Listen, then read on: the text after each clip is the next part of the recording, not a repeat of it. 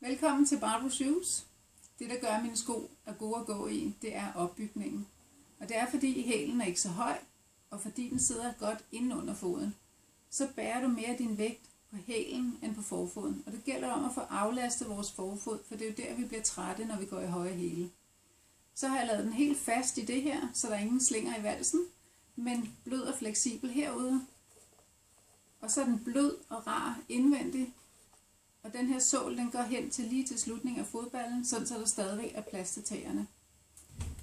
Det at hælen sidder herinde også, det gør, at du møder gulvet i et blødt, når du kommer gående. Og i det hele taget giver det en god balance i skoen. Så er de ekstra brede på det her stykke, men så laver jeg lidt blikfang her og her, sådan så man ikke ser det så meget. Og så er det lavet af det skønneste kalveskind. Og alle de her to ting i kombination, det gør, at de er rigtig dejlige at gå i.